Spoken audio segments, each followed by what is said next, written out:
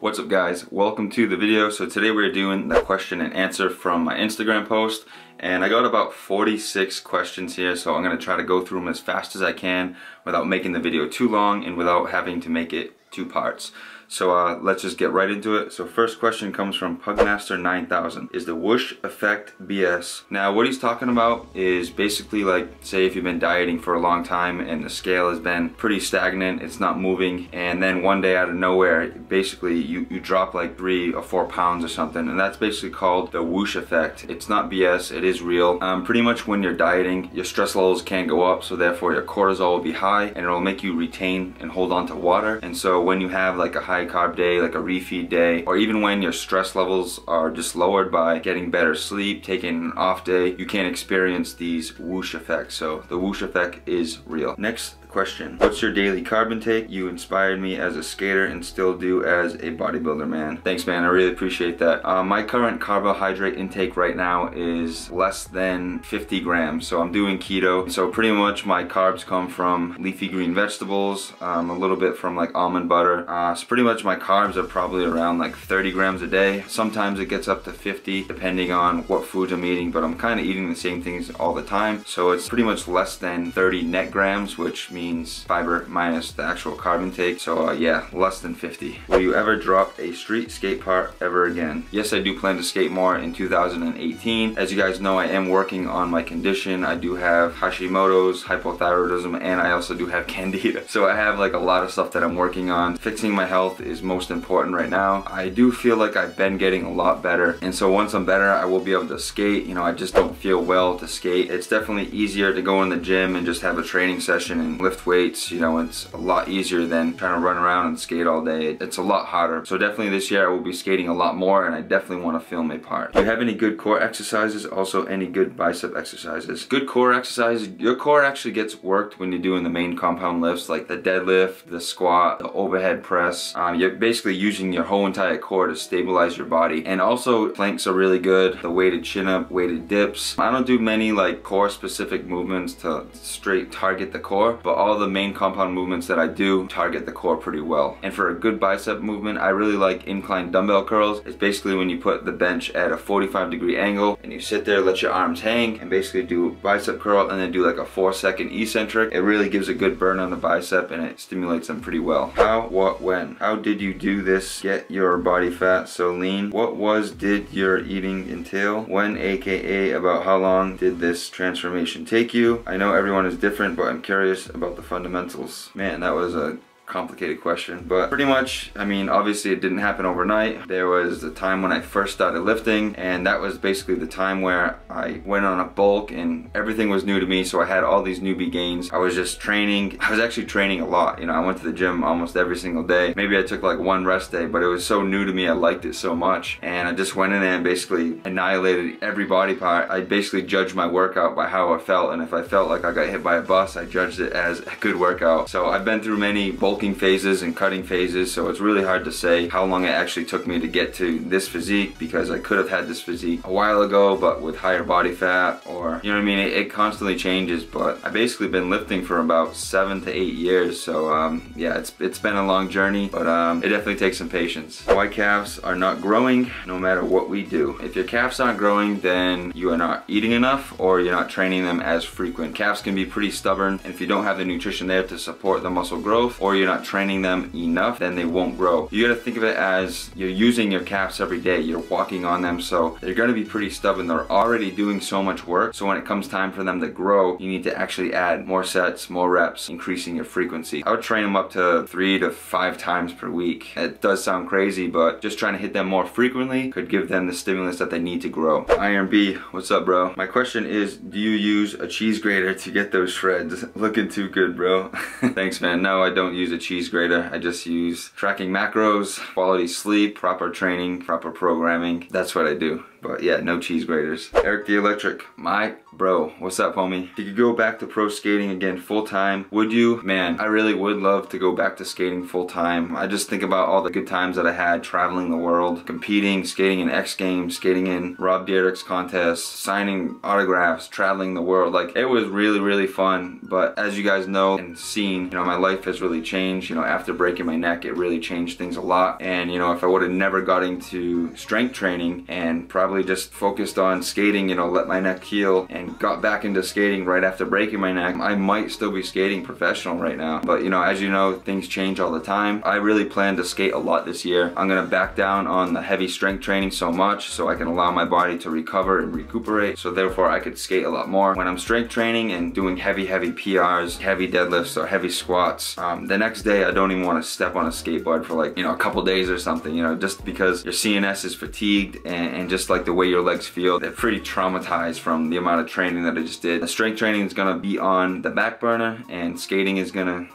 come in a little more. I'm gonna balance them both, but I'm definitely gonna be skating a lot more. While dropping carbohydrates below 100 beneficial to losing body fat, carbohydrates really have no impact on fat loss. It's basically all about calorie restriction. If you are dieting on say 300 grams of carbs and 50 grams of fat, or if you are dieting on 100 grams of fat and say 150 grams of carbs, there wouldn't really be any difference in fat loss there as long as your total overall calories were the same. Now, I think having more carbohydrates in your diet when dieting is more beneficial because it'll give you more energy to keep training hard to maintain your muscle. But actually keto's working pretty well for me, although my strength kind of took a dip in the beginning, but it does feel like it is coming back. So yeah, calories are king. What fitness personality, YouTube or other, would you most like to collab with? I really think collabing with Jeff Nippard would be really cool. I really like the way he does his videos, definitely the Science Explained videos. He is a very knowledgeable dude, and just collabing with him would be super cool, I think.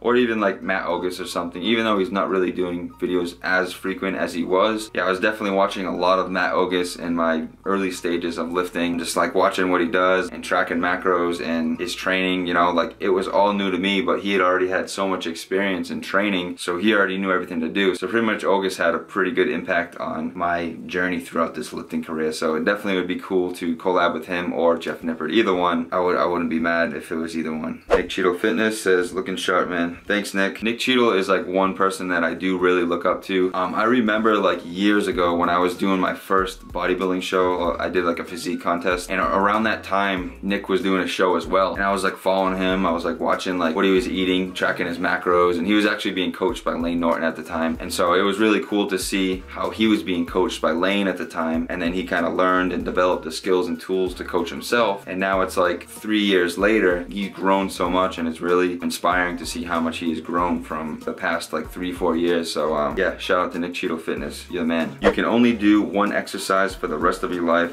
What's your pick? I really have to say the weighted dip or the squat. Now, I like the weighted dip because it will develop your chest, arms, shoulders, and then the squat just because the squat is like a mass builder. You can really judge somebody's strength by how strong they are at the squat. So yeah, either the dip or the squat. If you could meet any person, past, present, who would it be? Love your vids. I would really love to meet Arnold Schwarzenegger, even though I did see him in person, and like he was walking by me at one of the expos, and I was sitting down, and I just see him walking by, and like, you know, I said hello to him, and he was like, hello. Like, he actually like spoke to me. We looked eye to eye, and I was just looking up at him. I was like, holy shit, that's the GOAT. That's Arnold, you know. So I'm just really inspired by what he's done in his whole acting career and doing movies and his whole bodybuilding career. Like, he's definitely, and he was the governor of California. He's not even from this country. That's definitely inspiring. So yeah, I'd love to actually be able to meet Arnold Schwarzenegger and sit down and talk to him and just speak. Or I would like to meet Gail Gadot, which she is Wonder Woman. Oh my god, she is like,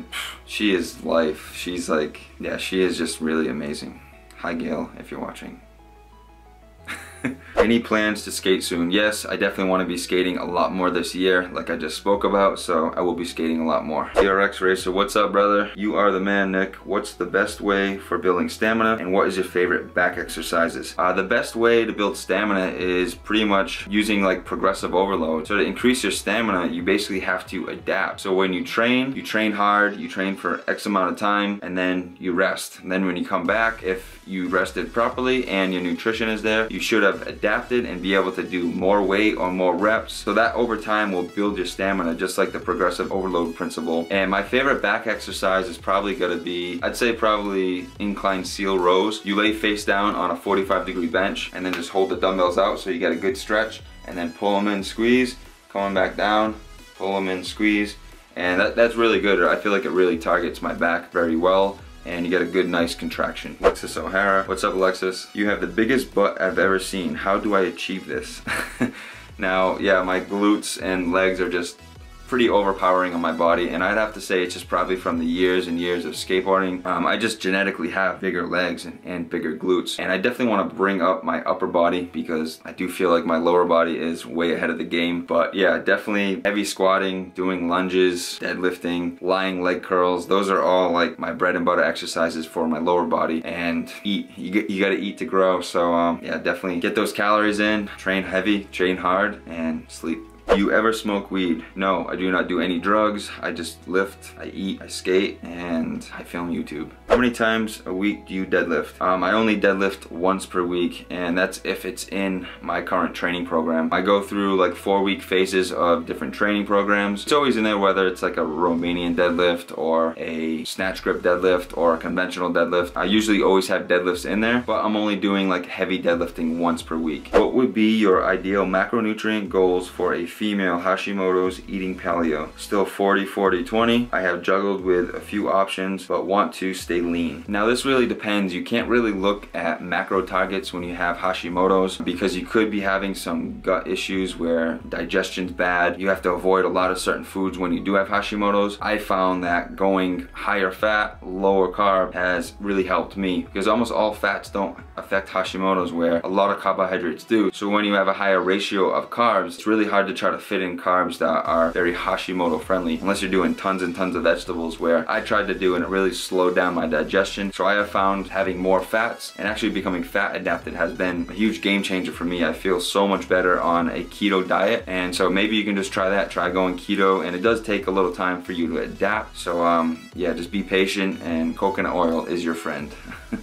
What are some good functional exercises or just any exercises in general for keeping my body in shape and preventing injury for BMX riding and other action sports? Thanks Nick, you the man. I really love the main compound movements, so like the squat, the bench press, the deadlift, the chin up, the overhead press. These are all movements that require your full body, so you're activating a lot of muscle tissue all at once. And so what this is going to do, it's going to minimize your time in the gym. Instead of just doing like some basic bicep curls, you're going to be activating a lot of muscle tissue at once, so it's going to be like a full core workout. I would focus on the main compounds, and you know, you can just do them maybe 2 to 3 times per week, and that should definitely help you be a lot stronger. Delt routine. Now I don't have like a delt routine. I do upper body twice per week, so I am doing the incline bench or I'm doing some overhead pressing. I'm never really just have a day just for shoulders, so my delts really get worked through like the overlap from doing the incline bench, and then I do overhead presses. I'll do, you know, Arnold presses depending on what my training program calls for, but I'm basically training my delts twice per week. Do you think you're strong enough to break a new skateboard with a hand on the nose and tail? I don't think so. That would be pretty hard. Maybe if like I put the board over my knee and just kind of like pulled it and tried to break it that way, possibly, but yeah, I don't think I could do that, Zane. What do you think is the best method for working out? Reverse pyramids have been the most helpful for me, so I'd be interested to see what you use and have the most success from. Now